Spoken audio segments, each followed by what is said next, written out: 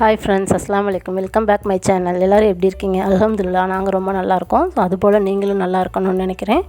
So இன்றைக்கி வீடியோவில் சிம்பிளான நைட் ரொட்டீன் விலாக் தான் உங்களோட ஷேர் பண்ணிக்க போகிறேன். நைட் வந்து நான் டின்னருக்கு என்ன செஞ்சேன் அப்படிங்கிறது இந்த வீடியோவில் ஷேர் பண்ணியிருக்கேன்.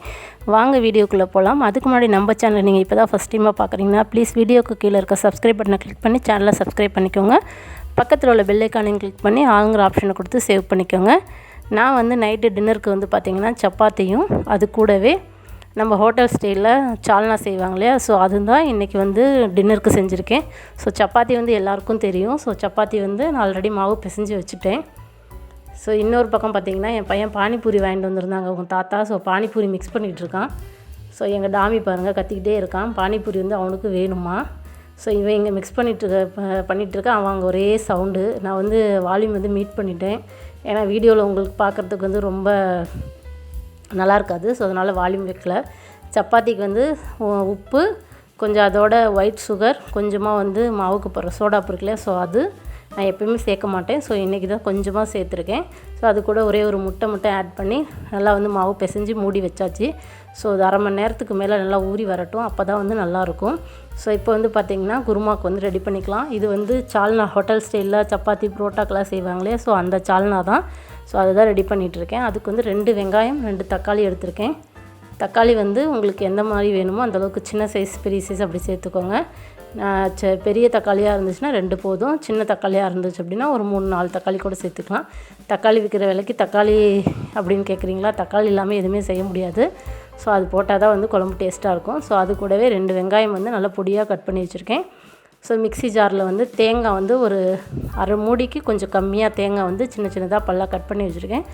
அது கூடவே ஒரு 4-5 முந்திரி வந்து சேர்த்துக்கலாம். ஸோ இது வந்து சால்னா வந்து முந்திரி சேர்க்கும்போது டேஸ்ட்டு நல்லாயிருக்கும். ஸோ முந்திரி இது கூடவே சோம்பு கசகசா இருந்துச்சுன்னா சேர்த்துக்கோங்க. ஸோ சேர்த்து இது எல்லாத்தையும் அரைச்சி எடுத்துக்கிட்டோம் அப்படின்னா டேஸ்ட்டு சூப்பராக இருக்கும்.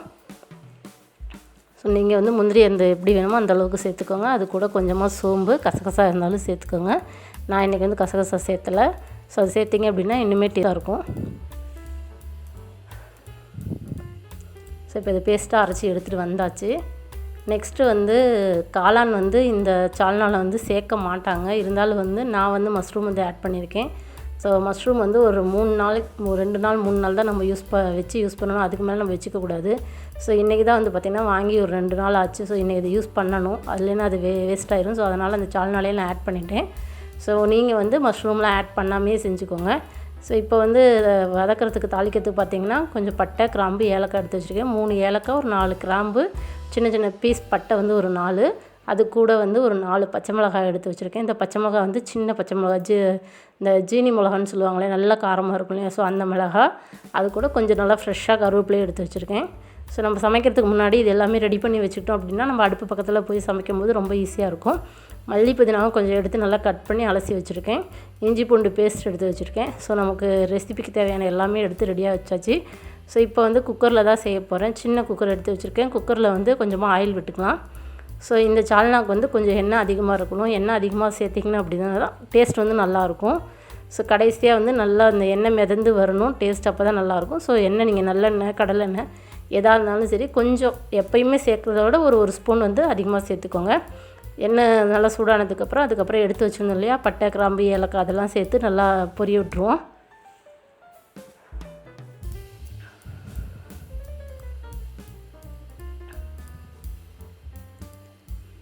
ஸோ நெக்ஸ்ட் வந்து தக்காளி வெங்காயம் கட் பண்ணி வச்சுருந்தோம் இல்லையா, வெங்காயம் வந்து சேர்த்துக்கலாம். நான் பெரிய வெங்காயம் 2 வெங்காயம் எடுத்துருக்கேன் மீடியம் சைஸில். நீங்கள் நீளமாக கட் பண்ணுறத விட இந்த மாதிரி சின்ன சின்னதாக கட் பண்ணிங்க அப்படின்னா சீக்கிரம் வதங்கிடும். ஸோ அந்த வெங்காயத்தோடையே நம்ம எடுத்து வச்சுருந்த பச்சை மிளகாய் கருவேப்பிலை இது எல்லாத்தையும் சேர்த்து நல்லா வதக்கிக்கலாம். ஸோ பச்சை மிளகாய் சேர்க்கும்போது இந்த மாதிரி சப்பாத்தி குருமாக்கெல்லாம் டேஸ்ட்டு நல்லாயிருக்கும், அதோட ஃப்ளேவர் நல்லாயிருக்கும். ஸோ அதுக்காக பச்சை மிளகாய் வந்து வெங்காயத்தோடய சேர்த்து வதக்கிக்கலாம். 1 ஸ்பூன் அளவுக்கு இஞ்சி பூண்டு பேஸ்ட்டு. ஸோ இஞ்சி பூண்டோட நல்லா பச்சை வாசனை போகிற வரைக்கும் நல்லா வதக்கிட்டு நெக்ஸ்ட் வந்து தக்காளி சேர்த்து வதக்கிக்குவோம்.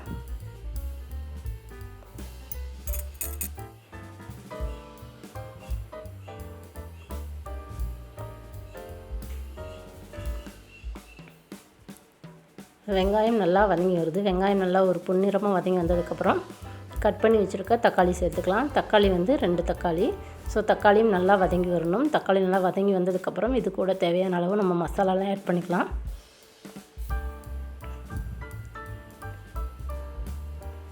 ஸோ மல்லி புதினா எடுத்து வச்சுருந்தோம், அதையும் சேர்த்துக்கலாம். ஸோ இந்த மாதிரி குருமாக்கெல்லாம் பார்த்திங்கன்னா மல்லி புதினா வந்து நம்ம வதக்கும் போதே சேர்த்துக்கும் போது டேஸ்ட் நல்லாயிருக்கும். லாஸ்ட்டாக வந்து கொஞ்சமாக நம்ம வந்து மல்லி இலையை சேர்த்துக்கலாம். நான் வந்து வதக்கும் போதே மல்லியும் புதினாவும் சேர்த்து வதக்குங்க. 1 ஸ்பூன் அளவுக்கு மிளகாத்தூள்,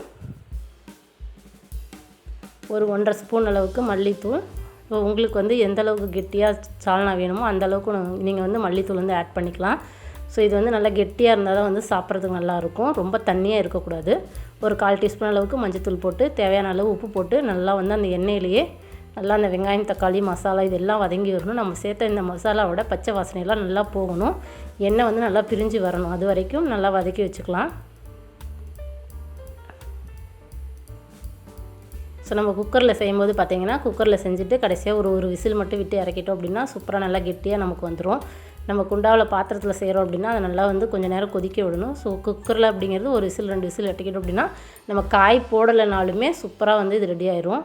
நீங்கள் வந்து மஷ்ரூம் போடாது உங்கள் விருப்பம்.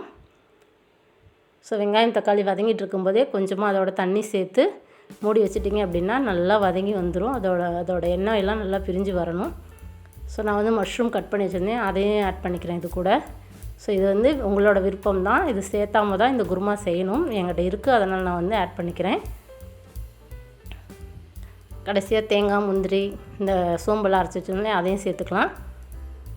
ஸோ சேர்த்துட்டு குக்கரை மூடி வச்சுட்டேன். ஒரு 2 விசில் வந்ததுக்கப்புறம் நான் இறக்கி காட்டுறேன் எப்படி இருக்குன்னு.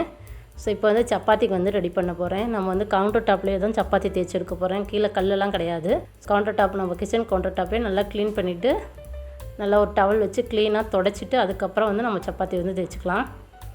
ஸோ சப்பாத்தி இன்றைக்கி வந்து எப்போயுமே போடுற மாதிரி இல்லாமல் ஃபஸ்ட்டு உங்களுக்காக ஒரு சப்பாத்தி வந்து ஒரு லேயர் சப்பாத்தி மாதிரி போட்டு காட்டுறேன் பாருங்கள். நான் வந்து எண்ணெயெல்லாம் தடவையெல்லாம் சப்பாத்தியெல்லாம் தேய்க்க மாட்டேன். அது ரொம்ப எண்ணெயும் அதிகமாக ஆகும். அது வந்து உடம்புக்கு கெடுதல். அதனால் வந்து நான் வந்து மாவு தொட்டு தான் வந்து சப்பாத்தி எப்போயுமே தேய்ப்பேன். புரோட்டாவுக்கு தான் நான் வந்து எண்ணெய் யூஸ் பண்ணுவேன். சப்பாத்தி கோதுமை சப்பாத்திக்கு வந்து நான் வந்து எண்ணெய் யூஸ் பண்ணவே மாட்டேன். ஸோ இந்த மாதிரி நம்ம மெல்லிஸாக தேய்ச்சிக்கலாம், எந்த அளவுக்கு வேணுமோ அந்தளவுக்கு.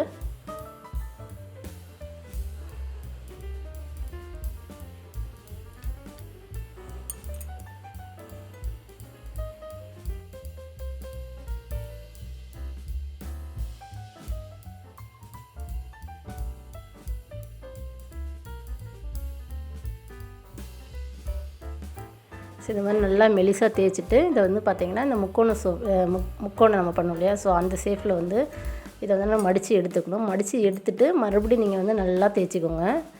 ஸோ 4 பக்கமே அந்த 3 பக்கமுமே வந்து நல்லா தேய்க்கணும். ஸோ அந்த மாதிரி நம்ம தேய்ச்சி நம்ம சப்பாத்தி சுடும்போது உள்ளே வந்து பார்த்திங்கன்னா ஒரு 2-3 லேயராக இருக்கும். இது மட்டும் இல்லாமல் சாப்பிட்றதுக்கு வந்து நல்ல சாஃப்டாகவும் நல்ல டேஸ்ட்டாகவும் இருக்கும். நம்ம சாதாரணமாக ரவுண்டாக தேய்க்கிற சப்பாத்தியை விட இந்த மாதிரி செய்யும்போது குழந்தைங்க வந்து விரும்பி சாப்பிடுவாங்க. என் பிள்ளைங்க வந்து இந்த மாதிரி சப்பாத்தி தான் அடிக்கடி கேட்பாங்க. ஆனால் செய்கிறதுக்கு டைம் இல்லாதனால ஸோ நான் 1-2 மட்டும் இந்த மாதிரி செஞ்சு கொடுத்துட்டு மீதி எல்லாமே ரவுண்டாக வந்து தேய்ச்சி எடுத்துருவேன். ஸோ இந்த மாதிரி செய்யும்போது கொஞ்சம் நமக்கு டைம் வந்து அதிகமாகும் செய்கிறதுக்கு. ஸோ அதனால் வந்து என்றைக்காவது மட்டும்தான் இந்த மாதிரி செய்வேன். ஸோ இது சாப்பிட்றதுக்கு நல்லாயிருக்கும். சைடு எல்லாமே பார்த்திங்கன்னா ரொம்ப மொத்தமாக தேய்க்கக்கூடாது, நல்லா மெலிசாக வந்து தேய்ச்சிடணும். இதை வந்து கல்லில் வந்து நம்ம போட்டு எடுத்தோம்னா சாப்பிட்றதுக்கு நல்லாவும் இருக்கும். உள்ளே வந்து லேயராக இருக்கிறதுனால டேஸ்ட்டாகவும் இருக்கும். சப்பாத்தி சுட்டுட்டு இருக்கும்போதே பார்த்திங்கன்னா பாப்பா வந்து ஹோம்ஒர்க்லாம் பண்ணி முடிச்சுட்டாங்க. ஸோ பாத்திரம்லாம் கொஞ்சம் நிறைய கிடந்துச்சு. நான் வந்து சமைச்சிட்டு ரொம்ப லேட் ஆயிரும். நைட் வந்து எப்போயுமே பாத்திரம்லாம் விளக்கி வச்சுட்டு கிச்சன்லாம் க்ளீன் பண்ணிவிட்டு தான் நாங்கள் தூங்குவோம். ஸோ அதனால் பாப்பா வந்து பாத்திரம் தேய்ச்சிட்டு இருந்தாங்க. இன்னொரு சப்பாத்தி வந்து இன்னொரு மாதிரி ட்ரை பண்ணியிருக்கேன், எப்படி வருதுன்னு தெரியல. நான் புதுசாக தான் ட்ரை பண்ணேன். ஸோ அதையும் உங்களுக்கு காமிச்சிருக்கேன் பாருங்கள். இந்த மாதிரி ரவுண்டாக தேய்ச்சிட்டு நடுவில் வந்து நம்ம இந்த மாதிரி ஒரு நைஃப் வச்சு இந்த மாதிரி லைட்டாக கிழிச்சு விட்டுட்டு இந்த மாதிரி ரொட்டேட் பண்ணிக்கிட்டே வந்துடலாம் ஃபுல்லாக. நான் ஃபஸ்ட் டைமாக தான் செய்கிறேன், அதனால தான் வேகமாக வரல எனக்கு. ஸோ இந்த மாதிரி ரொட்டேட் பண்ணிடணும். இப்படி ரொட்டேட் பண்ணிகிட்டே வந்தோன்னா கூன் மாதிரி வரும். அது அந்த மாதிரி வரும்போது மேலே இருக்கு இல்லையா, ஸோ அதை வந்து இந்த மாதிரி அமுக்கி திரும்ப வந்து நம்ம லைட்டாக மாவு விட்டு தேய்ச்சி நம்ம கல்லில் போட்டு எடுத்தோம்னா அதுவுமே பார்த்திங்கன்னா கொஞ்சம் லேயர் மாதிரி பரோட்டாலாம் போடுவாங்க இல்லையா. ஸோ பரோட்டா வந்து நம்ம கல்லில் போட்டு எடுக்கும்போது நல்லா அது பிரிஞ்சு வரும் இல்லையா. ஸோ அந்த மாதிரி இருக்குது. நீங்கள் ட்ரை பண்ணி பாருங்கள். நான் ஃபஸ்ட் டைம் தான் ட்ரை பண்ணியிருக்கேன், ஆனால் நல்லா இருந்துச்சு. ஸோ இதுவும் அதே மாதிரி வந்துச்சு. பரோட்டா வந்து நல்ல லேயராக நம்ம வந்து கல்லில் போட்டு சுட்டு எடுத்துகிட்டு நம்ம அடித்தோம் அப்படின்னா பிரிஞ்சு வரும் இல்லையா. ஸோ அதே மாதிரி தான் இது இருந்துச்சு. ஸோ சப்பாத்தியெல்லாம் சுட்டுட்டு இருக்கும்போதே பாப்பாலாம் பாத்திரம்லாம் தேய்ச்சி முடிச்சுட்டாங்க. ஸோ நீ மட்டும் பாத்திரம் தேய்க்கிறதுலாம் காட்டுறீல, நான் பாத்திரம் தேய்ச்சி முடிச்சுட்டு அதையும் காட்டு அப்படின்னா அதனால தான் காமிச்சிருக்கேன். ஸோ இவ்வளோ பாத்திரம் வந்து விளக்கி முடிச்சிருக்காங்க. ஏன்னா நம்ம வந்து சமைச்சி முடிச்சுட்டு பாத்திரம்லாம் தேய்க்கிறதுக்குள்ளே ரொம்ப தேய்ச்சி சாப்பிட்டுட்டு போய் தூங்குறதுக்குள்ளே ரொம்ப டைம் ஆயிரும், ரொம்ப டயர்டாகவும் ஆயிரும். ஸோ அதனால் வந்து சின்ன பிள்ளைங்களும் பார்த்திங்கன்னா கொஞ்சம் எனக்கு ஹெல்ப் பண்ணுவாங்க என்னோடய பிள்ளைங்க. நான் சப்பாத்தியெல்லாம் தேய்ச்சி முடித்து போட்டுட்டு இருந்தேன். லாஸ்ட்டாக ஒரு சப்பாத்தி நான் தேய்க்கிறேன் அப்படின்ட்டு என் பையன் தேய்ச்சிட்ருக்கான். ஸோ அம்மா தான் வந்து சப்பாத்தி சுட்டுட்ருக்காங்க. ஸோ இதான் வந்து ஃபஸ்ட்டு தேய்ச்சி எடுத்தோன்னே ஸோ அந்த லேயர் சப்பாத்தி. ஸோ இதுக்கு பார்த்திங்கன்னா கொஞ்சமாக எண்ணெய் அதிகமாக நீங்கள் விட்டு கொஞ்சம் கொஞ்சமாக திருப்பி போட்டு சுட்டிங்கன்னா நல்லா புஃப்னு உப்பிட்டு வரும். சாப்பிட்றதுக்கு டேஸ்ட் நல்லாயிருக்கும். ஸோ இப்போ வந்து நம்மளோட சப்பாத்தி சால்னாவும் ரெடி ஆயிடுச்சு. ஸோ இந்த அளவுக்கு வந்து இருந்துச்சு அப்படின்னா தான் சாப்பிட சூப்பராக இருக்கும். ஸோ இனிமேல் உங்களுக்கு வந்து கெட்டியாக வேணாலும் நீங்கள் வச்சுக்கலாம். ரொம்ப தண்ணியாக இருந்துச்சு அப்படின்னா நல்லா இருக்காது. கொஞ்சம் ஓரளவுக்கு கெட்டியாக இருந்தால் தான் சாப்பிட்றதுக்கு நல்லாயிருக்கும். ஸோ இன்றைக்கி நம்ம வீடியோவில் ஒரு சப்பாத்தி ரெசிபியும் பார்த்துருக்கோம். அது கூட வந்து ஹோட்டல் ஸ்டைலில் சால்னா எப்படி செய்யலாம் அப்படிங்கிறத பார்த்துருக்கோம். இந்த வீடியோ உங்களுக்கு பிடிச்சிருக்குன்னு நினைக்கிறேன். பிடிச்சிருந்துச்சு அப்படின்னா ப்ளீஸ் நம்ம சேனலை பார்த்துட்டு லைக் பண்ணுங்கள். கூடவே லைக் பண்ணிவிட்டு சப்ஸ்கிரைப் பண்ணி வச்சுக்கோங்க. அப்போ தான் திரும்ப நான் என்னென்ன வீடியோஸ் போடுறேன்னா அது எல்லாமே உங்களால் பார்க்க முடியும்.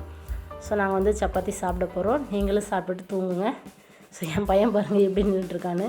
ஸோ சாப்பிட்டெல்லாம் முடிச்சுட்டு தூங்க போகிற நேரத்தில் யோகா பண்ணுறேன் அப்படின்ட்டு 2 பேரும் இந்த மாதிரி செவுத்தில் காலை எடுத்து வச்சுட்டு ராவடி பண்ணிட்டு இருந்தாங்க. பாப்பா வந்து முடியல உட்காந்துட்டாங்க. ஸோ இவர் இந்த மாதிரி சேட்டையெல்லாம் பண்ணிகிட்டு இருந்தார். நாங்கள் சாப்பிட்டுட்டு இருக்கும்போது கொஞ்சம் நேரம் எங்கள் டாமியை வந்து திறந்து விடுவோம். ஸோ பிள்ளைங்கள்லாம் தூங்க போனதுக்கப்புறம் தான் வந்து திறந்து விடுவோம்னா 2 பேருமே நிற்க மாட்டாங்க, பயப்படுவாங்க. ஸோ அதனால் எங்கள் வீட்டுக்காரர் வந்ததுக்கப்புறம் கொஞ்சம் சாப்பிடும்போது அவனை கொஞ்சம் ஓப்பன் பண்ணி விடுவோம். கதவெல்லாம் சாத்திட்டு அவன் கொஞ்சம் சேட்டை பண்ணுவான். ஸோ வீடியோவில் வந்து சவுண்டு இல்லாமல் காமிச்சிருக்கேன். ஸோ சப்பாத்தி பாருங்கள் கேட்ச் பண்ணி சாப்பிட்டுட்டு இருந்தான். நைட்டில் வந்து ஆனால் டாகெல்லாம் வளர்த்துறீங்க அப்படின்னா நைட்டில் வந்து சாப்பாடு அதிகம் போட வேண்டாம். நைட்டில் வந்து நான் பால் மட்டும்தான் வைப்பேன். ஸோ சும்மா 1 பீஸ் 2 பீஸ் மட்டும் ஏதாவது சாப்பிட்ற நேரத்தில் வந்தால் கொடுப்போம். மற்ற நேரத்தில் வந்து பார்த்திங்கன்னா மத்தியானம் மட்டும்தான் வந்து சாப்பாடு வைப்பேன். காலையிலேயும் நைட்டு வந்து பால் மட்டும்தான். ஸோ சாப்பிட்டுட்டு அவனுக்கு வயிறு வந்து நிறைஞ்சிருச்சு. அதனால் எந்த சேட்டையும் பண்ணலை. நாங்கள் சாப்பிட்டுட்டு இருந்தோம். கீழே வந்து எங்கள் பக்கத்தில் படுத்துட்டான். ஸோ